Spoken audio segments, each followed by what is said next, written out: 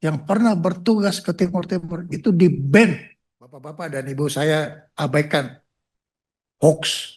Saya tidak mau kasih komentar. Tapi saya mau cerita kenyataan. Di tahun 2025, berarti 1 tahun lalu, ada kegiatan ASEAN Defense Ministers Meeting Plus yang menghadirkan negara-negara global. Salah satunya adalah Amerika Serikat. Jadi saya hadir. Saya tidak kenal Menteri Perang Amerika Serikat. Kenapa?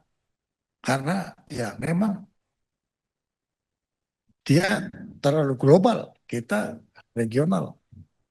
Tetapi pada waktu itu dia minta pertemuan bilateral dan empat mata dengan saya. Ini saya baru cerita sekarang kepada bapak-bapak dan ibu-ibu karena ada relevansinya. Jadi pada saat ketemu saya bilateral, dia bilang, Menteri Pertahanan Indonesia, kami dukung pembangunan kekuatan pertahanan di Indonesia. Karena kami tahu bahwa itu tadi tepat defensif aktif terus keluar. Dia pelajari strategi defensif aktif. Dia pelajari itu. Anda tidak ofensif. Anda hanya jaga Anda punya halaman dan rakyat. Dan Anda siap kalau diserang, siap untuk mempertahankan diri. Saya dukung. Itu yang disampaikan tersirat pada waktu itu ke saya. Kemudian dia menyampaikan lagi. Dia bilang begini, ini empat mata. Pak Menhan, boleh nggak ini saya anggap etis. Boleh nggak Amerika itu melintas wilayah Indonesia?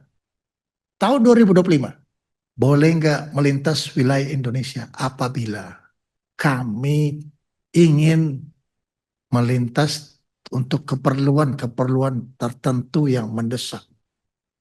Akan tetapi, kami akan ikuti peraturan yang Anda keluarkan. Itu diucapkan saya secara lisan pada saya. Tadi saya jawab,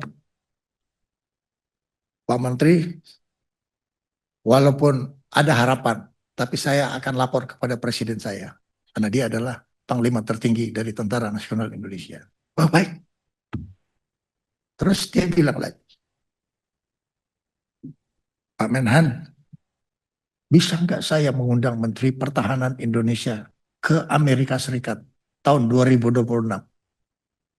Dia bilang terus secara langsung.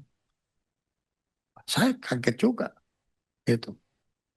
Saya bilang terima kasih Pak Menteri mengundang saya. Tapi saya mungkin tidak bisa pergi ke Amerika Serikat. Oh, kenapa? Anda Menteri Pertahanan. Saya ini korban dari ban Amerika Serikat ke Amerika Serikat karena saya adalah prajurit pasukan khusus yang pernah bertugas di Timur Timur. Jadi seluruh prajurit Special Forces yang pernah bertugas ke Timur Timur itu di-ban dan sekarang sudah 27 tahun kami di-ban. Saya pernah waktu mendampingi kabinet Pak SBY diurus, tahu-tahu di-ban, tidak boleh atas nama pemerintah Amerika Serikat. Dia jawab, tidak ada lagi ban-banan. Semua Special Forces akan kita berikan kesempatan yang sama dengan yang lain. Itu baru baru tersirat dia cerita sama saya. Tahun 2025.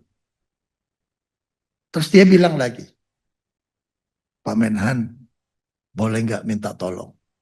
Kami ini pernah ikut Perang Dunia Kedua. Kami banyak korban di Morotai. Kami punya vital interest itu adalah sumber daya manusia. Ini yang dicari oleh rakyat. Boleh nggak kami datang mengambil jenazah? Kita mana tahu. Tapi dia punya. Digitalnya dia punya. Saya bilang, saya nggak tahu tempatnya. kami punya. Tapi pertanyaannya, bisa nggak? Oh, saya bilang, jangankan bisa, dibantu pun bisa. Itu yang saya jawab. Nah, itu berlangsung di 2025. Tapi dia bilang, nanti 2026 akan Anda lihat. Tahun 2026, bulan Februari, dia mengirim special assistant. Special assistant. Special asistennya itu datang ketemu saya membawa surat dan membawa usulan bahwa kami ingin mengundang dan kami ingin uh, membahas kemungkinan kita bisa melintas dari udara. Membahas, bukan mementukan, belum. Kemudian dibahaslah tim itu. Akhirnya, Bapak saya ke Amerika. Bulan berapa saya ke Amerika? Bulan? Ya, bulan lalu saya ke Amerika Serikat. Kemudian kami menandatangani letter of intent. Bukan komitmen. Dan letter of intent itu, coba, itu dia. Letter of intent itu, yang pertama adalah menghormati integritas dan kedaulatan teritorial.